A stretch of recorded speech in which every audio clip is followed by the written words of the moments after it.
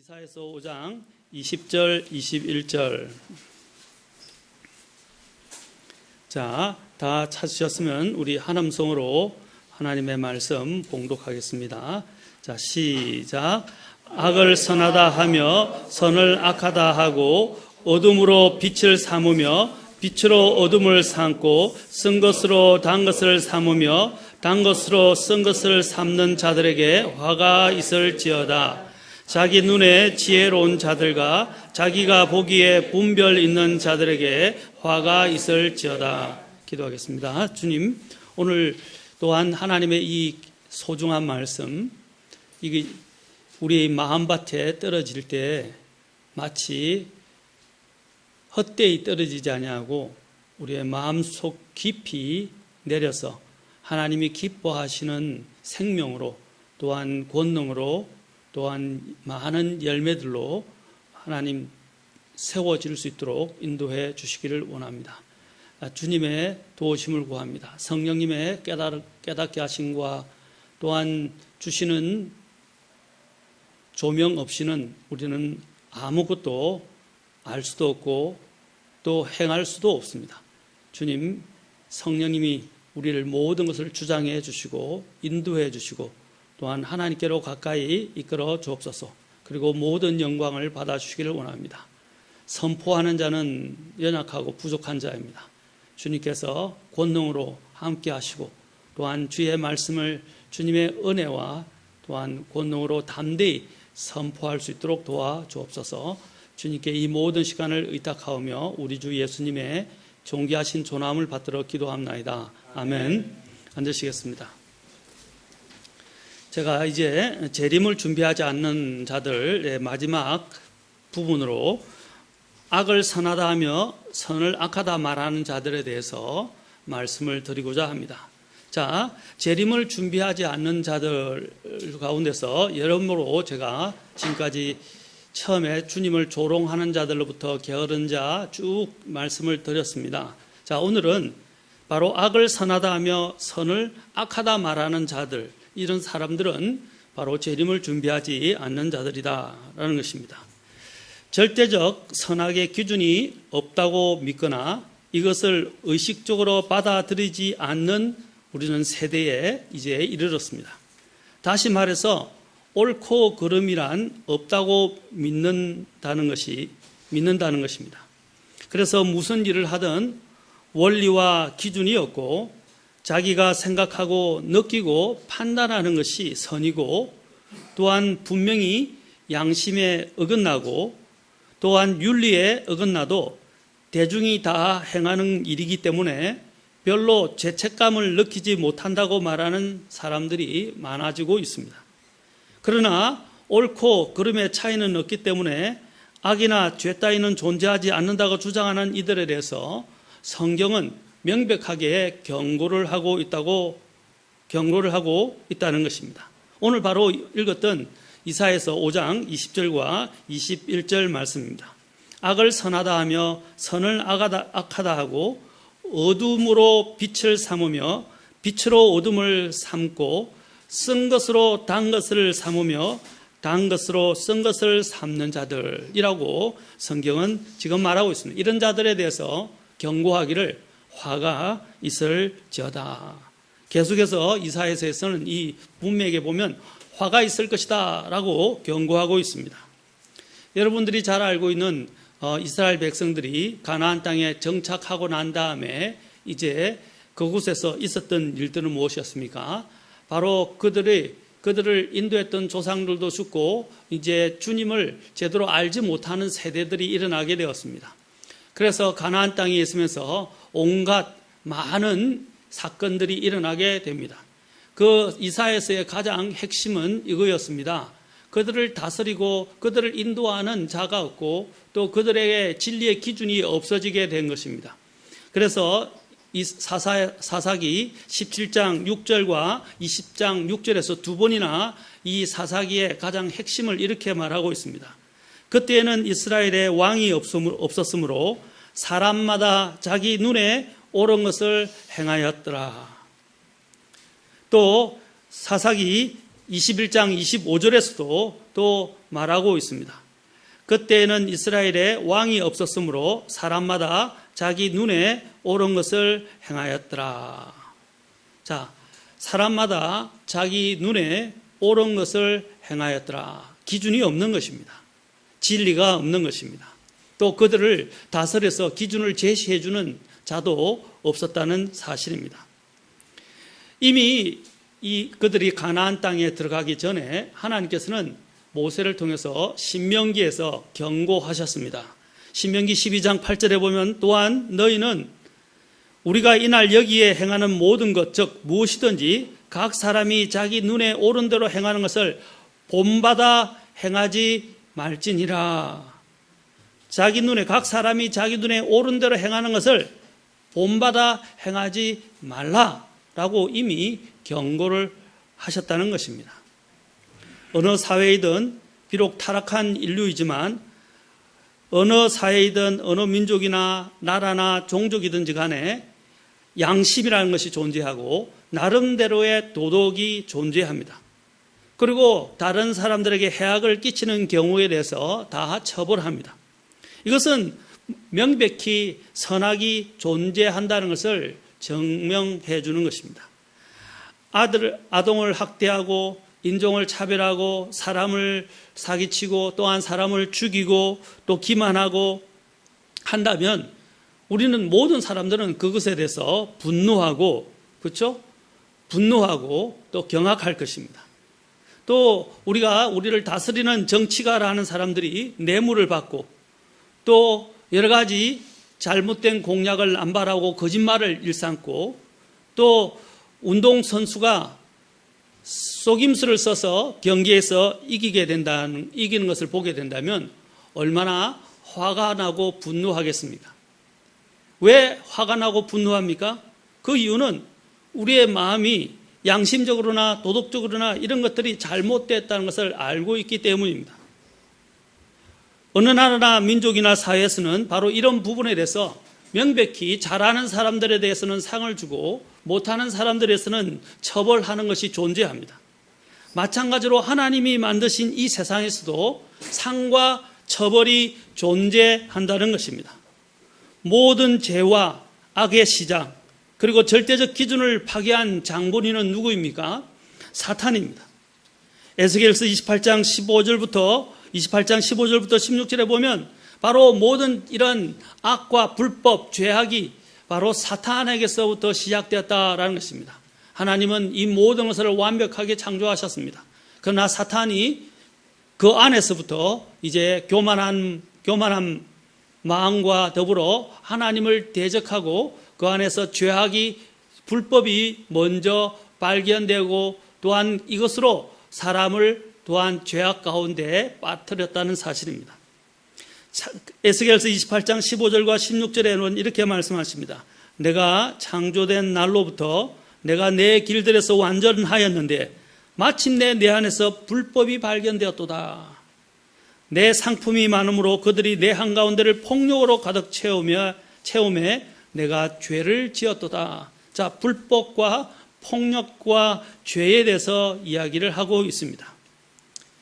자, 그 사탄에게 얽려 있었던 것은 무엇입니까? 이런 욕망에서 비롯됐다는 것입니다. 야고보서 1장 분명히 우리가 알고 있는 15절에서 뭐랬습니까? 욕심이 잉태하면 죄를 낳고 죄가 완료되면 사망을 낳는다. 사망을 이룬다라고 말했습니다. 그 모든 것이 바로 마음의 속에 오는 이런 욕망에서부터 시작됐다는 것입니다. 여러분, 죄가 그냥 단숨에 저질러지는 것이 아닙니다. 바로 마음에서부터 시작되는 거예요. 마음에서부터. 그래서 성경에서 의도하지 않고 우발적으로 일어난 사건에 대해서는 구약 이스라엘 백성들에게 피난, 도피성을 마련해 주었지만 우발적이지 않고 계획적으로 한 것에 대해서는 어떻게 했어요? 그것은 그대로 그들은 처벌을 받았다는 사실입니다.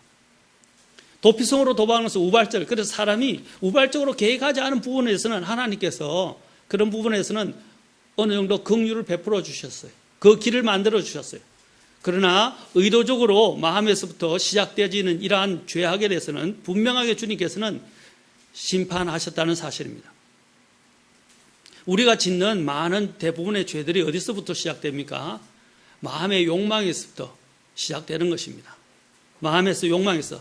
사탄이 이러한 죄악의 시발점이 된 것은 그가 성경에도 말씀했지만 내 길들에서 완전했다라고 말하고 있어요. 그러나 마침내 그 안에서 불법이 발견되었다. 그리고 죄를 짓게 되었다라고 말씀하고 있습니다. 또한 사탄에 대해서 요한복음 8장 44절에서 예수님께서도 말씀하시기를 이렇게 말씀하셨습니다. 너희는 너희 아비 마귀에서 났으므로 너희 아비의 욕망들을 행하려 하느니라 라고 했어요. 욕망이라고 말하고 있어요. 그 욕망이 뭐냐? 자, 사탄이 가지고 있던 그 욕망. 자, 그게 나옵니다. 그는 처음부터 살인자요. 자, 시기심에서부터 시작됐죠. 살인자요. 또 자기 속에 진리가 없으므로 진리 안에 거하지 아니하고 또 거짓말을 할 때에 자기 것으로 말하나니 이는 그가 거짓말쟁이요 거짓의 아비이기 때문이라. 자, 여기서 세 가지를 이야기했어요. 자, 그가 시기심에 의해서 살인을 저질렀다. 두 번째, 그 안에는, 사탄 안에는 진리가 없다라는 것입니다. 진리가 없다. 아까 제가 지금 설교하고 있는 내용의 중심에 해당하는 것입니다. 선악의 기준이 없는 게, 절대적 기준이 없는 것입니다. 사탄에게는 이런 절대적 기준을 알지만 그는 절대적 기준을 지키지 않는 자입니다. 그에게는 이제는 절대적 기준이 필요하지 않다는 것입니다. 세 번째로 그는 거짓말쟁이다라고 말하고 있습니다. 우리가 사탄에 대해서 이야기할 때 사탄은 단순한 이런 우화나 신화나 그냥 지어낸 이야기들이 아닙니다. 이것은 명백히 실존하는 존재입니다. 사탄에 대해서 말하는 것은 단순히 그냥 지나간 유행을 말하는 것도 아닙니다. 사탄은 이전에도 존재했고 지금도 존재하고 지금도 존재하면서 우리를 공격하고 있습니다. 그래서 우리는 항상 사탄에 인한 공격에 항상 깨어 있어야 하고 그것을 경계해야 합니다. 사탄의 최종 목표는 무엇입니까? 하나님의 계획을, 수단과 방법을, 모든 수단을 동원해서 하나님의 계획을 무산시키려 하는 것이고 때로는 엄밀하게, 때로는 공공연하게 공격을 감행합니다. 모든 또한 수단과 방법을 통해서 사람들을 속이는데 첫째는 믿는 사람들까지도 속인다는 것입니다. 믿지 않는 자는 속이는 것은 물론이거니와 믿는 자들까지도 속인다는 것입니다. 그것이 성경에서 우리에게 경고하고 있다는 것입니다. 속지 말라라고 성경은 계속해서 말씀하고 있습니다. 그래서 사람들을 모든 수단과 방법을 동원하여 사람들을 속이고 미혹하고 그리스도로부터 멀어지게 하는 것입니다. 바로 진리 안에 거하지 않고 불법의 원인이며 사탄은 거짓말장이며 속이는 자입니다. 우리는 이러한 사탄의 속이는 자로부터 속지 말아야 합니다. 그런데 수많은 사람들이 특히 이 하나님께서는 성경에서 냉철한 이성을 가지고 깨어 근신하고 깨어서 이 모든 것들을 통찰하고 분별하고 또한 믿음의 생활을 해야 한다고 가르치고 있는데 많은 사람들이 제가 늘 강조하지만 감성과 감정에 좌지우지되고 그것에 이끌려 믿음 생활을 한다는 것입니다. 이것은 굉장히 위험합니다. 저는 이성적인 것이 무조건 성경적이다, 또한 하나님에 속한 것이라고 말씀드린 게 아닙니다. 성경은 감성보다도 이성보다도 믿음에 대해서 말하고 있습니다. 믿음은 하나님의 말씀을 절대적으로 신뢰하는 것입니다. 우리의 인간의 이해력이나 이성을 가지고 하나님의 말씀을 신뢰하는 것이 아닙니다. 내가 이해되어져야 하나님의 말씀을 신뢰하는 게 아니에요. 우리는 하나님의 말씀이 그렇게 하면 예 하고 받아들이는 것입니다. 또한 내 마음이 느껴져야 하나님의 말씀을 신뢰하는 게 아닙니다. 내 마음에 느껴지든 느껴지지 않든 하나님의 말씀이 말씀이 말씀하시면 예 하고 우리는 순종해야 합니다. 이것이 믿음의 사람들에게서 가장 중요한 훈련입니다. 그런데 이런 훈련이 너무나도 안 돼 있어요. 사람들은 감정적인 문제, 인간관계의 문제, 여러 가지 이런 사람들과의 어떤 문제가 생기게 되면 하나님의 말씀보다도 자신의 감정 또한 사랑 관계에 더 치중하게 된다는 것입니다. 이것이 바로 속이는 거예요. 자기 자신에게도 쏘으면 안 됩니다. 우리는 다른 사람에게도 쏘으면 안 되지만 자기 자신에게도 쏘으면 안 됩니다. 우리는 같이 판단의 혼란 상태를 당면할 때마다 대언자 이사야의 말씀을, 오늘 읽었던 말씀을 잘 생각해야 합니다. 또 이사야서 5장 21절에서도 자기 눈에 지혜로운 자들, 자, 자기 눈에, 이런 것은 자기와의 관계를 말하고 있지 않습니까?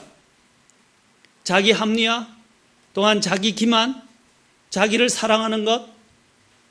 제가 그랬죠. 하나님의 뜻을 분별할 때 우리가 하나님의 뜻이라고 한다면 예수님께서 하신 것처럼 우리는 하나님의 뜻 앞에 우리 자신을 내려놓아야 됩니다. 그런데 우리는 어떻게 하냐면 하나님의 뜻이 분명할 때도 불구하고 우리의 육신의 마음속에 내 아까 이성이나 내 이해력이나 내 감정이어서 내가 그것에 대해서 느껴지는 이 육신적인 이 마음속에 도사리고 있는 이 욕망에 의해서 하나님의 진리를 저울질한다는 거예요. 저울질한다는 거예요. 그래서 제가 늘 인용했듯이 요한복음 7장 17절에서 누구든지 하나님의 뜻을 행하려 하면 이 교리가 하나님에서 난지 내가 스스로 말하는 것인지 너희가 알리라 그랬어요. 누구든지 하나님의 뜻을 행하려 하면 이것이 이 교리가 하나님에게서 났는지 사람에게서 났는지 알리라. 이 말은 무슨 말씀이냐? 하나님의 말씀 앞에, 하나님의 뜻 앞에 우리가 우리 자신을 정직하게 비춰보면 내가 정말 이것이 육신이 원하여서 하나님의 뜻을 왜곡하고 하나님의 뜻을 내 육신의 것으로 끌어당겨서 굽어지게 하여 내가 원하는 대로 하나님의 뜻을 곡해하느냐, 아니면 내가 그냥 하나님의 말씀이 있는 그대로 내 모든 생각과 감정과 내 모든 경험을, 지혜를 내려놓고 하나님의 말씀을 따라가느냐 하는 것입니다. 바로 그것이 절대적 기준이라는 거예요. 절대적 기준이라는 것입니다. 그런데 자기 눈에 지혜롭게 되지 말라고 성경은 계속해서 우리에게 말씀하고 있다는 것을 우리는 기억해야 할 것입니다. 그리고 아까 읽었던 이사야서 5장 22절, 이사야서 5장 22절과 23절에서도 계속해서 이러한 악과 선을 뒤바꾸는 이러한 부분에 대해서 또 예들을, 몇 가지 예들을 더 들어서 이야기를 하고 있습니다. 자, 5장 22절, 용감하게 포도주를 마시며 독주를 썩는 힘센 자들에게 화가 있을지어다. 자, 누가 더 힘이 세냐? 누가 더 술을 잘 마시냐? 그렇죠? 자, 이것이 마치 용맹스러운 것처럼 생각한다는 거예요. 그렇죠? 무모한 도전. 자, 그런 것들이 세상에서는 아주 뛰어난 것처럼 보여집니다.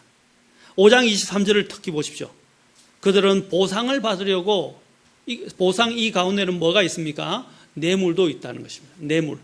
그들은 보상을 받으려고 사악한 자를 의롭다 하며 저 의로운 자에게서 그의 의를 빼앗는도다. 자, 사악한 자를 의롭다 한다. 오늘날 우리 정치계를 보십시오. 도덕이 없고 온갖 비리와 온갖 것들이 있는데도 불구하고 사람들은 그냥 맹종하고 그를 추종합니다. 명백히 잘못된데도 또 기준의 잣대가 다릅니다. 이전에는 그것에 대해서 굉장히 엄격하게 잣대를 대면서 이제 지금 현재 어떤 이런 문제에 대해서는 기준을 약화시킵니다. 이와 같습니다. 자신이 괜히 그냥 미운 사람에 대해서는 똑같은 잣대를 가지고 엄격한 기준을 갖다 대고, 자신이 좋아하는 사람에 대해서는 어떻게 합니까? 선호하는 사람들에서는 똑같은 기준을 가지고도 어떻게 해요? 굉장히 관대하게 대한다는 것입니다. 바로 이것입니다. 그들은 보상을 받으려고 사악한 자를 의롭다 하고 의로운 자에게서 그의 의를 빼앗는도다. 그래서 바로 그 뒤에 이사야서 6장에서 이런 사람들에 대해 이런 것들을 계속 고집하고 주장하는 자들에서 주님께서 뭐라고 말씀하셨습니까? 하나님께서 이사야를 보내려고 했습니다. 내가 누구를 보내면 누가 우리를 위하여 갈까라고 말씀하셨을 때 이사야가 내가 여기 있나이다, 나를 보내소서라고 대답을 했어요. 그런데 주님께서 너가 가야 될 사람들은 이런 사람들이다 라고 말씀하셨어요. 어떤 사람들이냐? 이스라엘 백성들은 어떤 상태에 있었냐면 이사야서 6장 9절과 10절에 보면 이렇게 말씀하십니다. 그분께 이르시되 가서, 자 가라고 그랬어요. 이 백성에게 말하기를 참으로 너희가 듣되 깨닫지 못하고 참으로 너희가 보되 알지 못하느니라. 이 백성의 마음을 우둔하게 하고 그들의 귀를 둔하게 하며 그들의 눈을 닫을지니 이것은 그들이 그들의 눈으로 보고 귀로 듣고 마음으로 깨달아 회심하여 고침을 받지 못하게 하려 함이라. 예수님께서 이 땅에 오셨을 때 이스라엘 백성의 상태가 이와 같아가지고 예수님께서 이 이사야서 6장 9절과 10절의 말씀을 어떻게 하셨어요? 인용하시면서 말씀하셨어요. 그러면 하나님께서 사람들이 고침을 받는 것을 원하지 않습니까? 지금 이 말씀은 그게 아니에요. 이 말씀은 뭐냐면 그들이 이 잘못된 선과 악의 기준이 없어지게 되고 그들이 이제 눈이 멀고 마음이 멀고 눈이 닫히고 귀도 닫힌 상태에서 그들에게 아무리 말해봐야 우리가 보통 이야기하는 우의독경, 소기의 경읽기처럼 아무리 말해봐야 들어가지가 않는 거예요. 그리고 변화되지 않는다. 그 말씀을 취하지 않는다는 거예요. 말씀을 줘도 듣지도 못하고 또한 그것을 보아도 보지도 못하고 마음속으로 들어가도 깨달아서 그들이 회심하여 돌이키지도 않는 그러한 자들이었다는 거예요. 하나님께서는 이러한 이스라엘 백성들에게 이사야를 보낸다고 말씀하셨습니다. 주님께서 오셨을 때도 이스라엘 상태와 이와 같았다는 것입니다. 그래서 깨닫지 못하는 자에게는 주님께서 이제 내리신 건 무엇입니까? 그들에게 아까 화가 있을지어다 라고 말씀하셨어요.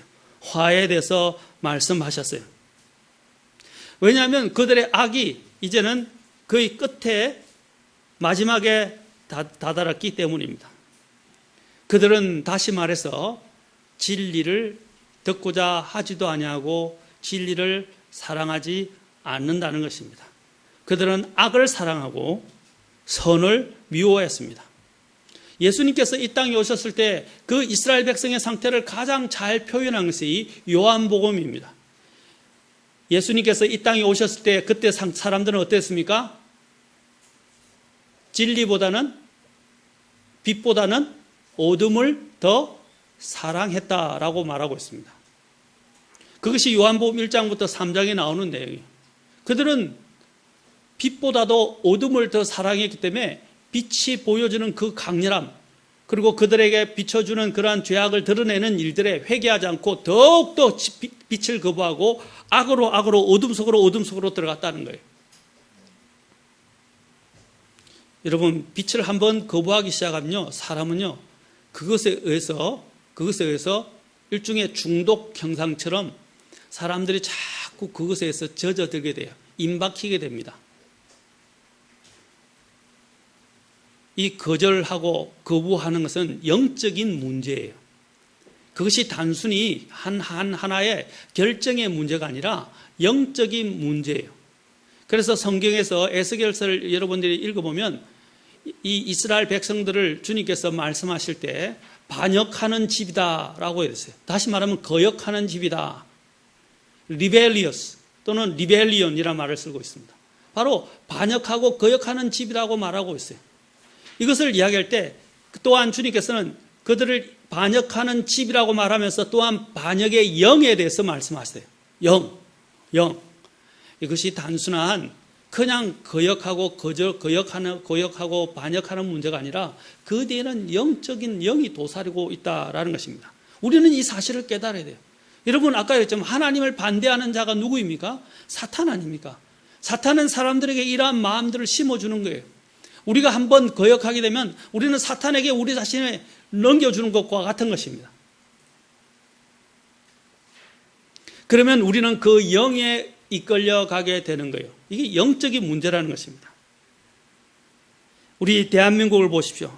대한민국 전역을 휩쓸고 있는 것이 바로 온갖 거짓과 속임수와 양심의 타락의 현장을 보게 됩니다. 저도 요즘 그런 걸 계속 보면서 정말 속이 타고 심지어는 심장도 안 좋고 요즘은 위장병도 생겼습니다. 이 땅에 창궐하는 악을 보면서 우리는 정말로 하나님 앞에서 회개하고 또한 하나님 앞에 기도할 수밖에 없습니다. 우리 눈앞에서 비일비재하게 악이 선을 이기는 것을 보게 됩니다. 눈에는 드러나고 있지 않지만 국민을 팔아먹으면서 자신들의 뱃속만 채우는 권력자들의 이런 횡포들을 보게 됩니다. 권력기관과 정부의 기관에 앉은 자들이 권한을 남용하고 초법적이고 월권적으로 무소불위의 권력을 휘두르고 온갖 권모술수와 비리와 행포와 폭력을 보게 됩니다. 여러분, 바른 민주주의 사회는 국가가 최소한의 기능을 해야 되는 것입니다. 바로 안보와 그 다음에 치안 안에만 힘쓰면 돼요.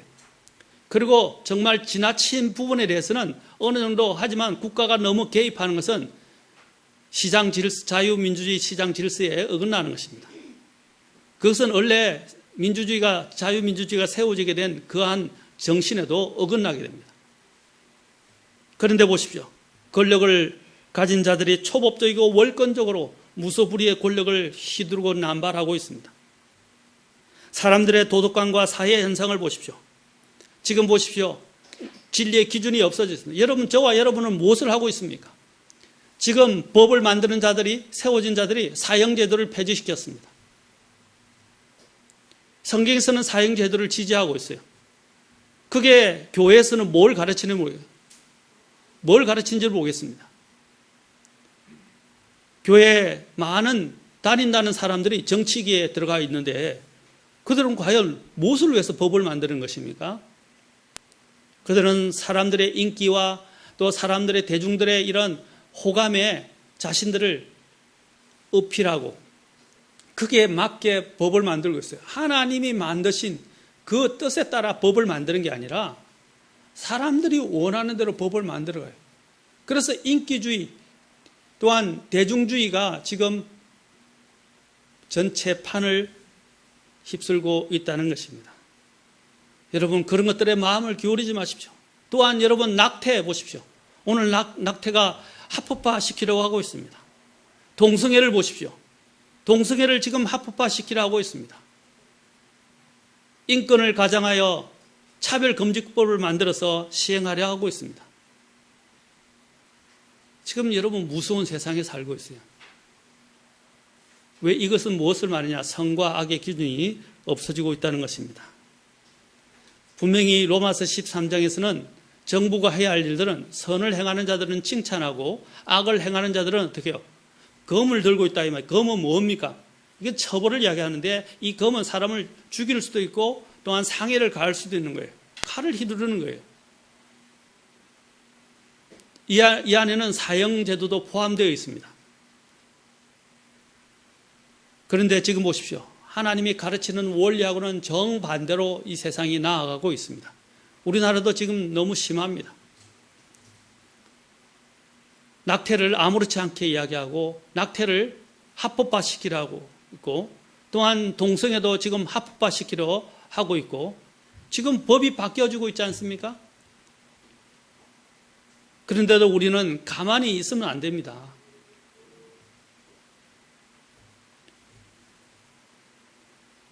이것은 하나님을 대적하는 현상은 이제 전 세계적이지만 앞으로 적그리스도가 오는 그 길을 예비하고 있는 것이지만 특히 우리나라에서 특히 믿는 그리스도인들이 이런 부분에 대해서 일어서야 합니다.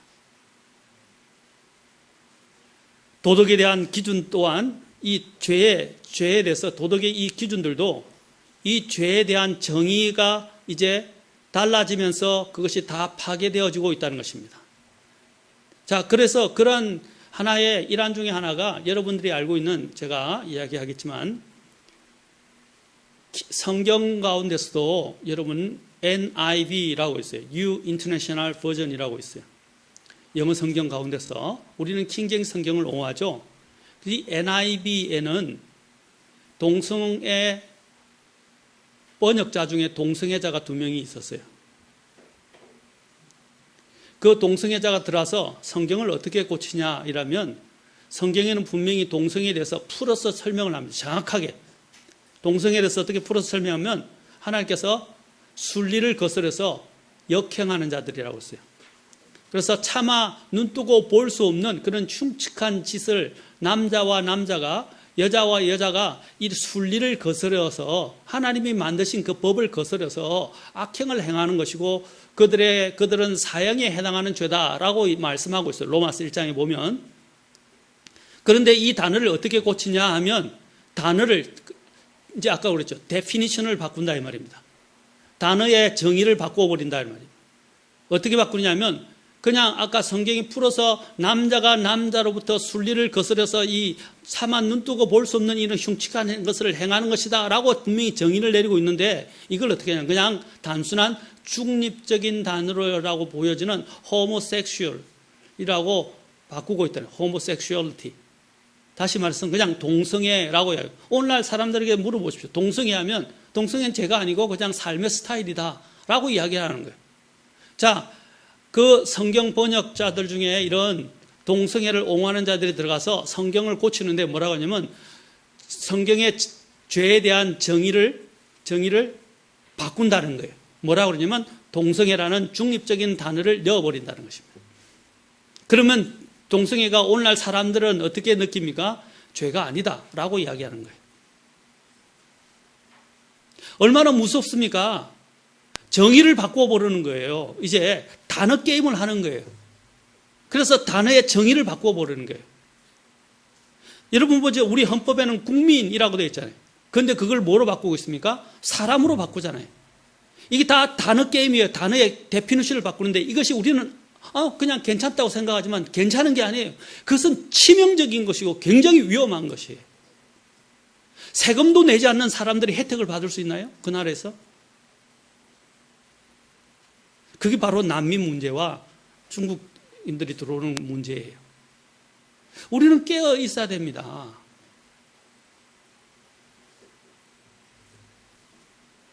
나라가 통치자들이 국민을 위하지 않고 전 세계 사람들을 위하면 어떻게 됩니까? 하나님이 원래 민족과 경계를 나누셨어요. 맞습니까? 바빌론 사건 이후에 바빌론에서 바벨탑을 쌓았을 때 주님께서 어떻게 했어요? 모든 경계를 나누고 피를 나누셨어요.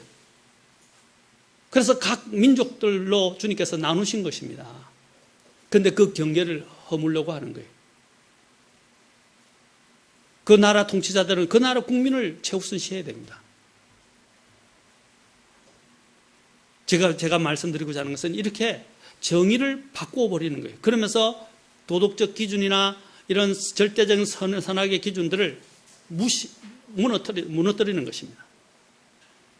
그래서 하나님의 일은 사람들은 하나님의 비슷한 어휘를 사용하지만 사실은 사전적 의미는 다 파괴시키고 있는 것입니다.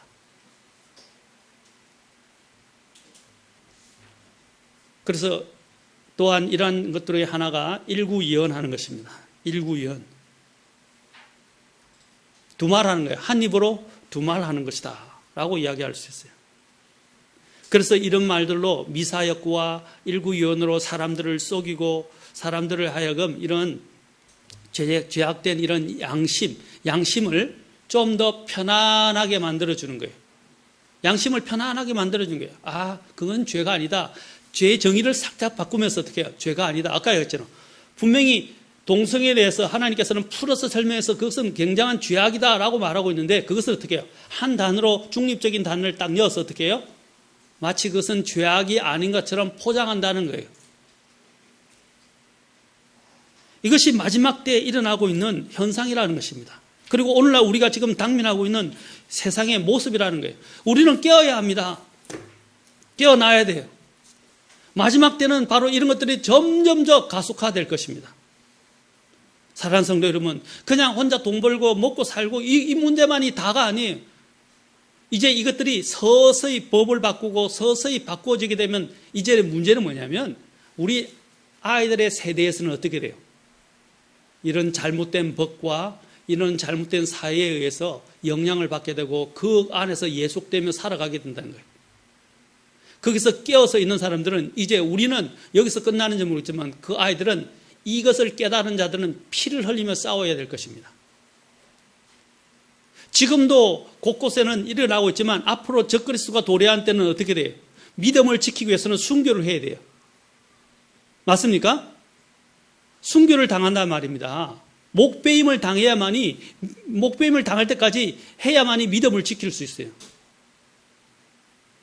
점점 우리 아이들의 세대가 그러한 세대들로 가고 있다는 거죠. 우리 아이들이 이러한 선과 악의 기준이 오해지고 이러한 것들이 법으로 규정되고 입법이 되어서 또한 시행이 되게 될 때 당면하게 되는 그 싸움은 엄청난 것입니다. 지금 막지 아니하면 앞으로는 더 막을 수가 없다는 것입니다. 여러분 보십시오. 지금 교회까지도 무너지고 있어요. 지금 저 왕십리 쪽에 한 유명한 큰 100년 이상 된 교회 중에 하나가 동성애 목사 문제로 인해서 전도사인가 목사인가 문제로 해서 큰 혼란과 또 문제가 제기되었어요. 동성애를 저질렀던 사역자를 징계를 하지 않은 것이에요. 그리고 다른 교회에다가 추천을 받을 수 있도록 면죄부를 발행과 같은 이런 정명서를 발행해 주었어요. 그것이 지금 일어나고 있는 일이에요, 교회에서. 지금 보십시오. 제가 지금 신문상에 여기 보면 동성애 문제와 낙태 문제와 특히 이야기해요. 장신대 문제만 아니다. 신학대에 파고드는 동성애. 장신대학교, 총신대학교, 지금 총신대학교에서 지금 또한 의사와 그리고 그 총신대 교수들과 법적인 문제가 지금 발생했어요. 무엇 때문입니까? 그 의사는 동성애에 대해서 고발을 했는데, 고발했다는 것은 사람들에게 알렸는데 이것을 가지고 법에다가 고소를 해버린 거예요. 지금 총신대 안에는 공공연하게 신학대학인데 동성애 동아리라고 하는 동성애 동아리가 판을 치고 있고, 뭐 깡충인가? 그런데 그걸 비호하고 있고,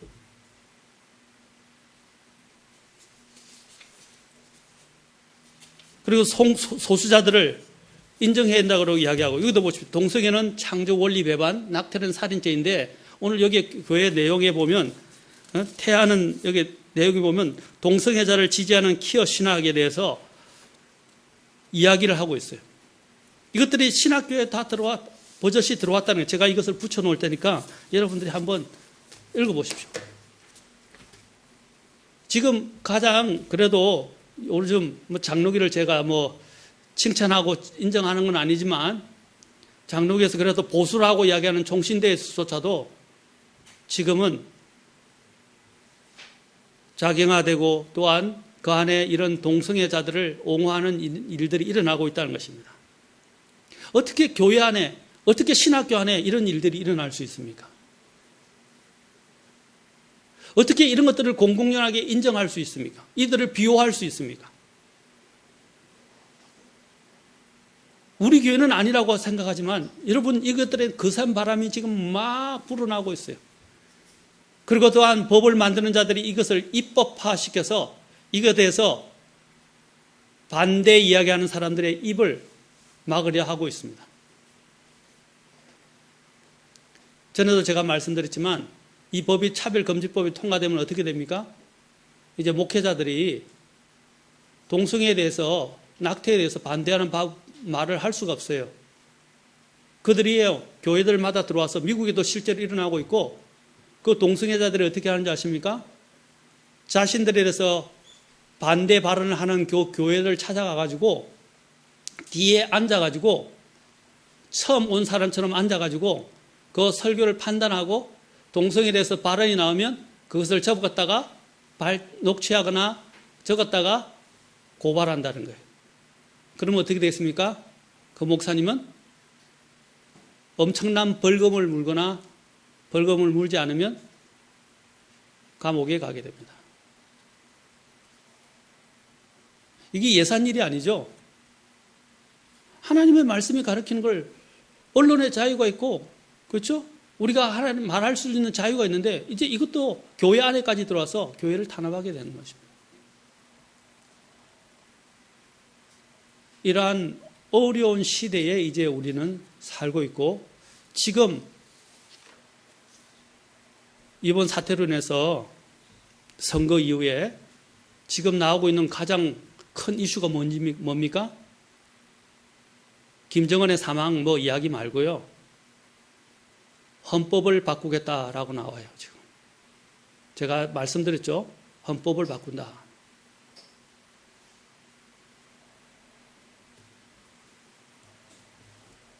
제가 경고한 일들이 지금 수순을 밟고 있고, 지금 굉장하게 시급하게 지금 준비되고 있다는 사실입니다.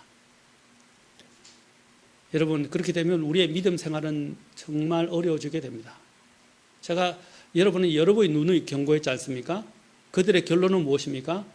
법을 바꿔서 사람들을 옥죄고 입을 재갈을 물리고 또한 진리를 선포하지 못하게 만드는 거예요.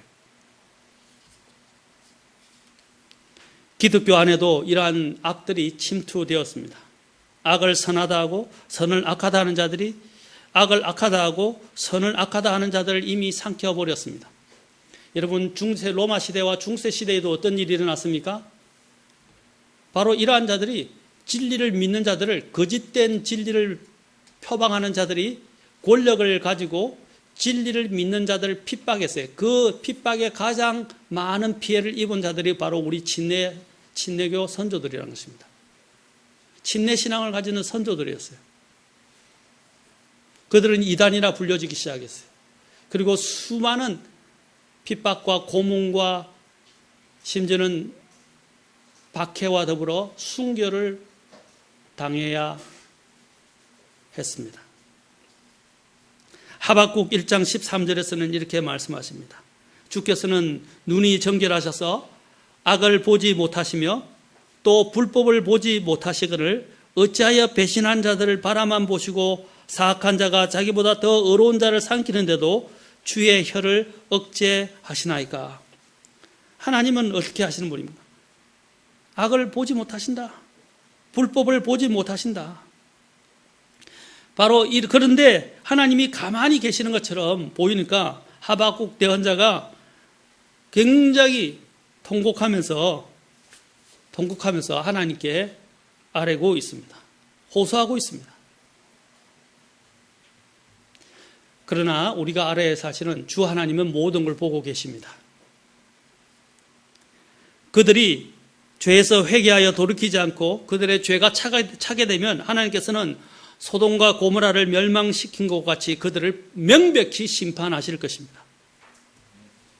이사야서 5장 20절에서 말씀하신 것처럼 바로 악을 선하다 하며 선을 악하다 하고 하는 자들을 뭐라고 했어요? 화가 있을지어다. 또 21절에서 자기 눈에 지혜로운 자들과 자기가 보기에 분별 있는 자들에게 화가 있을지어다. 5장 22절에서도 용감하게 포도주를 마시며 독주를 썩는 힘센 자들에게 화가 있을지어다. 하나님께서는 그들에게 화를 말씀하십니다. 이 화는 무서운 형벌이에요. 하나님께서는 거짓되고 부패한 민족이 그 악이 차게 되면 심판을 아끼지 아니하실 것입니다.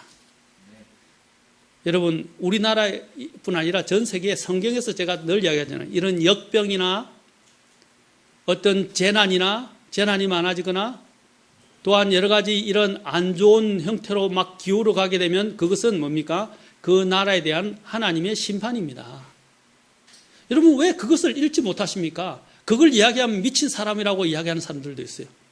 이상한 사람이고 너무 지나친 해석이라고 이야기하는데 그렇지 않습니다. 하나님의 원리는 똑같아요.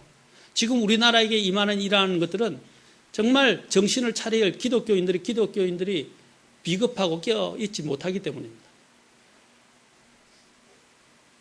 우리는 회개하고 돌이키고 기도해야 합니다.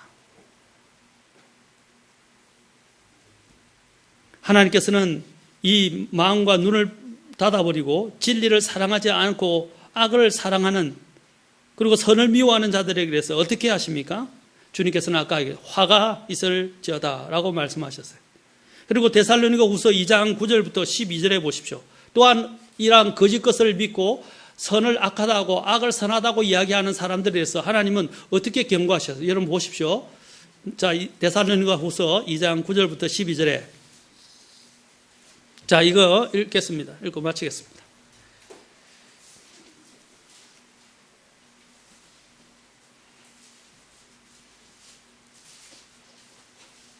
자, 같이 읽겠습니다. 시작. 그가 오는 것은 사탄의 활동을 따라 모든 권능과 표적들과 거짓 이적들과 불의의 모든 속임수와 함께 멸망하는 자들에게 오는 것이니 이는 그들이 진리의 사랑을 받아들이지 아니하여 구원을 받지 못하였기 때문이라. 이런 까닭에 하나님께서 그들에게 강한 미혹을 보내사 그들이 거짓말을 믿게 하시리니 이것은 진리를 믿지 아니하고 불의를 기뻐한 그들이 다 정죄를 받게 하려 하심이라. 자, 사탄이 뭘 가지고 온다? 불의의 모든 속임수로 온다 그랬어요. 어떤 사람들에게 옵니까? 자, 여기 나오죠. 2장 10절에서 어떤 사람들에게 온다고요? 멸망하는 자들인데 어떤 사람들이 멸망하는 자들이었어요? 진리를 사랑하지 아니하고, 그렇죠? 진리의 사랑을 받아들이지 아니하고, 또 어떻게 그런 자들에게 모든 불의의 모든 속임수로 올 것인데 하나님께서 진리의 사랑을 받아들이지 않는 자들에게 2장 11절에서 뭘 보낸다고 그랬어요? 강한 미혹. 미혹은 뭡니까? 눈이 가려졌어요. 그냥 홀리는 거예요. 자, 이전에도 제가 그런 것인데 어떤 사람을 만났는데 그냥 홀딱 반해가지고 아니야, 이 사람은 문제가 있어, 안 돼, 이런 사람과 결혼하면 안 돼 라고 이야기했는데 눈이 어두워지니까 아무것도 안 보이고 아무 말도 귀에 안 들어오는 거예요.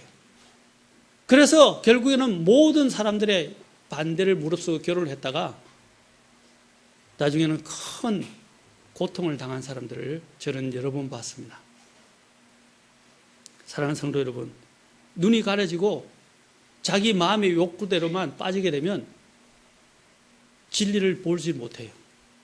객관적인 것을 보지 못하게 돼요. 그러면 하나님이 그런 상태에 계속 머물러 있는 자들을 어떻게 하십니까? 그래 해봐라 하면서 강한 미혹을 보내시는 거예요. 그러면 그들은 더 이상 헤어나지 못하고 결국에는 어떻게 됩니까? 여기 나온 대로 거짓말을 믿게 될 것이다. 거짓말을 믿게 될 것이다.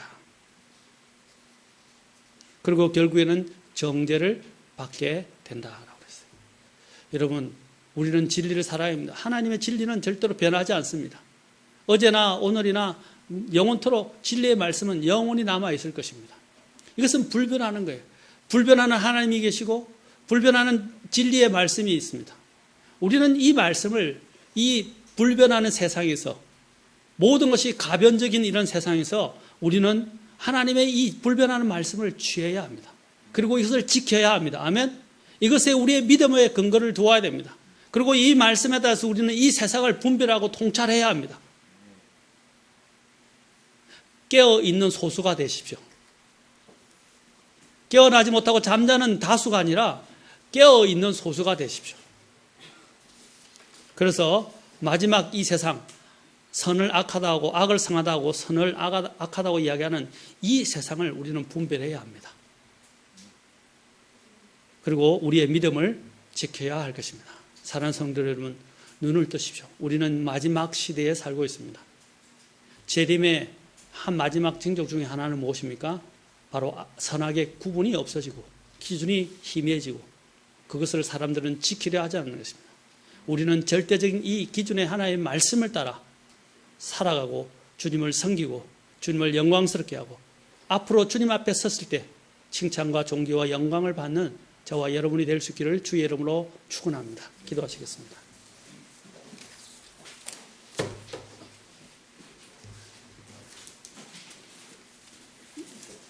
여러분, 작금에 일어나고 있는 일들은 남의 일들이 아닙니다.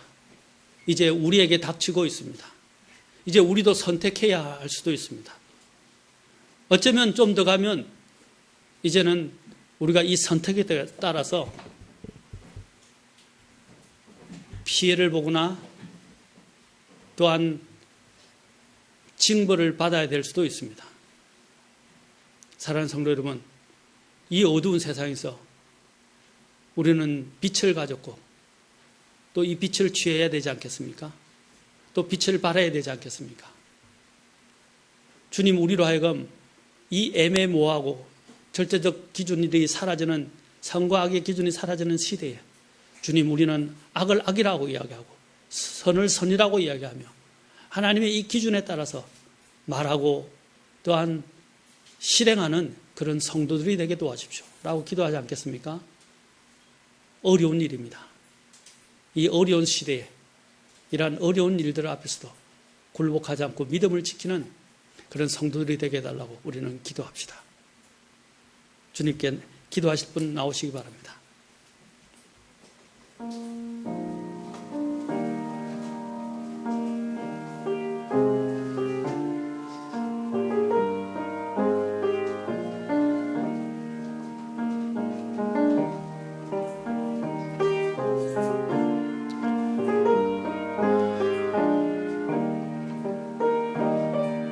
마지막 때에 우리의 무뎌지는 양심 또한 우리의 욕망에 따라서 우리가 하고 싶은 대로 살아가는 것이 믿음이 아닙니다.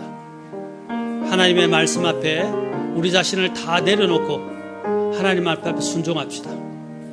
그냥 하나님의 말씀하시면 우리를 내려놓읍시다. 순종하는 그리스도인이 됩시다.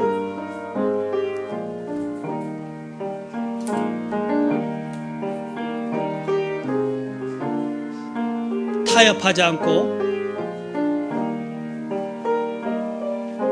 목숨의 위협을 받더라도 우리는 하나님의 말씀의 이 진리를 지키는 그리스도인이 되도록 기도하지 않겠습니까? 주님 우리로 눈을 뜨게 하옵소서. 진리의 기준이 없이 모호해지는 이 세상의 풍토에 휩쓸리지 않게 도와주십시오. 우리는 절대적 기준을 가지고 분별하며 살아가는 성도가 되게 하옵소서.